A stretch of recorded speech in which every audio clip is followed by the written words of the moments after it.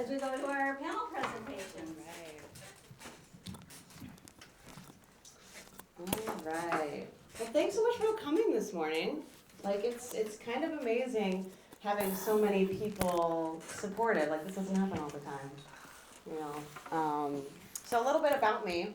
My name is Amanda Schwaninger. I grew up in a lot of different areas. But first of all, my pronouns are she, her, hers. I identify as a genderqueer lesbian, a polyamorous lesbian. I think I've covered the basics there. But the sexuality, but we'll come back if we need to. So I'm not from Michigan. I grew up, moving around. I was born in Wisconsin. We moved to Indiana. We moved to Illinois. So I spent like the first half of my life in the Midwest, and then the second half of my childhood in Phoenix, Arizona, where I graduated high school from. And if you know anything about Arizona, and I mean the Midwest for that matter, it's pretty conservative for sure. I grew up in a very Christian home. So my parents have actually been in Christian college ministry for the whole time they've been married. And they're still together, so it's been like 40-something years. So I grew up really entrenched in the church, for sure. The nice thing about my parents, though, is their ministry is very grace-oriented. They focus on that a lot. They see a lot of the issues in the church with legalism and things like that, and they really push to, for more of a relationship with God. So I grew up, with a lot of that, grace-based faith, but, it was a transition even for my parents. So I grew up in that thinking, like, honestly, like, homosexuality was a taboo. Like, we didn't really talk about it hardly at all. I mean, if it came up in church, it was kind of everyone's face got red, it was weird. I don't know. It wasn't something that we were really comfortable talking about. And I think even sexuality in general was, it wasn't completely ignored, but it was definitely hard for me to talk about. So, I mean, growing up, I was also homeschooled. So, growing up, I definitely had a very limited social interaction, social groups, very limited social experience. So I would have these feelings for women. I didn't really get feelings for guys until like 8th grade or high school. But like I went through a bit of a bi-curious phase, between 14 and 25 or something. But I just grew up pretty sheltered in that way. So, I mean, when I did get feelings for other girls, I just thought it's like, oh, I think this girl could be a really good friend, This is like a potential friend. I even made up like a little phrase for it growing up, potential friend syndrome. It's like, oh, I'm just getting potential friend syndrome for this person,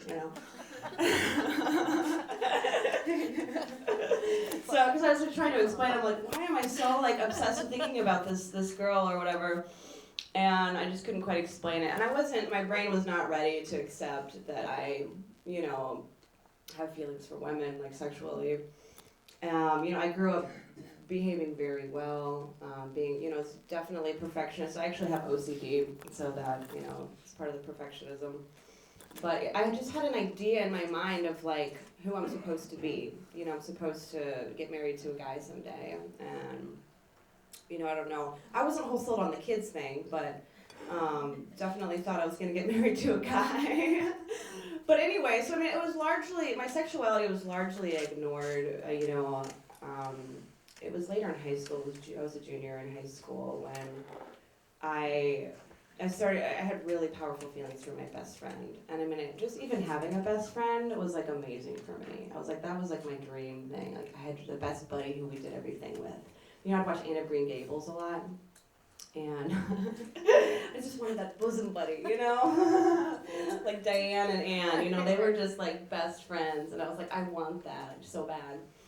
And so when I started to get to know Erin, my best friend in high school, I just like, oh, all these things that we could be and that we could do together, and it was just like I totally fell in love with her, and I kind of realized it, but I was just riding that wave, and so I ended up writing her a letter It was 5 pages long, telling her about how much I liked her and appreciated her and loved her. And on a whim, I was like, maybe I'll let Mom read it and proofread it before I send it. And then my mom, after she read it, and I was just like, oh, I was like so nervous. I was just like, oh my God. So I let her read it, and she's like, this really comes off. This really comes off like you're a lesbian, And to me, it was shattering. It was like, no, I can't be a lesbian. You know what I mean? No way. You know what I mean? I'm perfect. I'm like, I've been following all the rules. I've been following all the Christian rules. Like, I'm gonna get all that treasure in heaven. Come on, like, lesbian. That's not part of that. It's not part of that. So I mean, my brain just, I had the hardest time accepting it. So I just I fell into a bit of a depression at that time. And I realized a lot of my depressions actually that I've experienced in life have had to do with my sexuality and just incorporating that into my living experience. So anyway, at that time, I wasn't ready to fully accept it. I ended up talking to my best friend Erin about it, and we had a good conversation.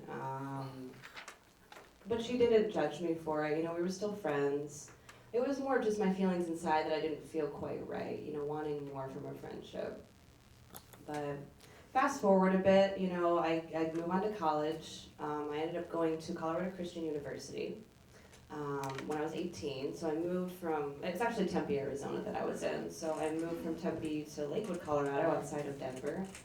And I thought it'd be a really good school because I wanted to continue, just the Christian thing still felt right to me. It felt like that was what I was supposed to do. And they had a really good community at Colorado Christian University. Like they did a lot of fun things with the freshmen and just for community building. And so it felt like it would be a good, safe place to be away from home for the first time. And so I went there, and it was a lot. It was a lot to take in. Moving away, I did end up going to high school and graduating from high school, so I wasn't homeschooled through high school. But in college, it was just like so many other girls and other people, and I was just overwhelmed a little bit for sure. And I started developing crush after crush, on all these different peers that I was going to class with. And just kind of like trying to figure out, like I couldn't quite fit it in with my faith, things that were being talked about in chapel, things that were talked about in Bible studies. Like I couldn't quite come to terms with that part. It was still so hush-hush, and it was just like not okay in my mind to be a lesbian. But it really kind of crashed. My it was like a tower moment for me when I ended up getting really close with, sophomore year I got really close with one of my housemates. We lived in apartments, and so we were in different rooms, but we were in the same apartment, and we just got really, really close. And we got really physically close, and really emotionally close, and then we were like really best friends, and like, that felt really good. But it ended up turning into a relationship, and we could never quite figure out what it was. But it was pretty mind-boggling because we didn't plan on being in a relationship, and we both had planned on still marrying men.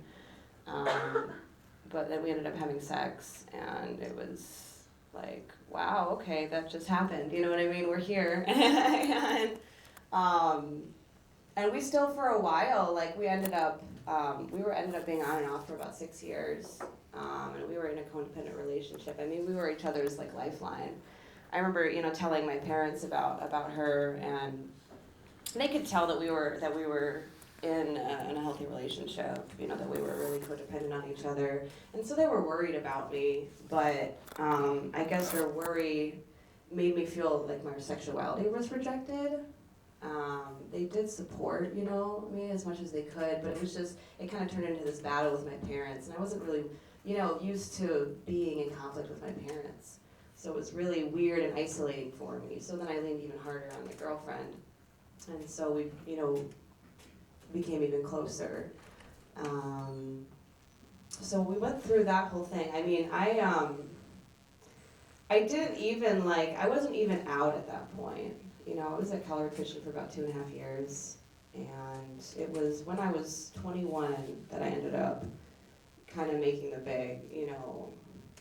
big thing happen. So what actually happened, it's a little bit dramatic, but I was at a cousin's wedding in Arizona.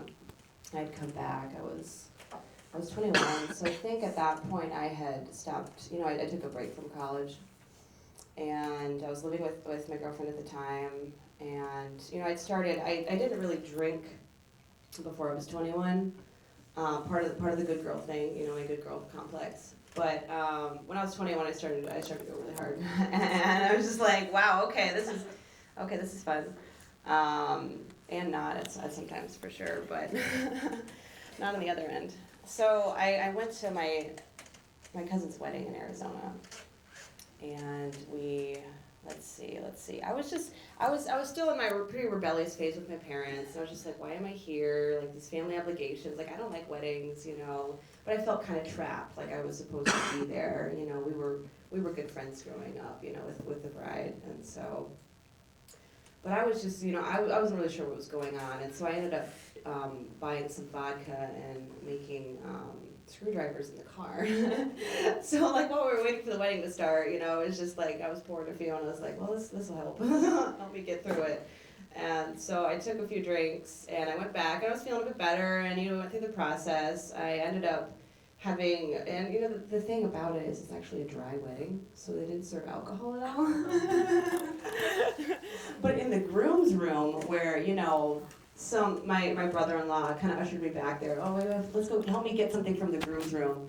They had like a bottle of whiskey in there, and and they were loaded. So we took some shots, and I ended up going back there later and taking some more shots. But I ended up getting just dead drunk.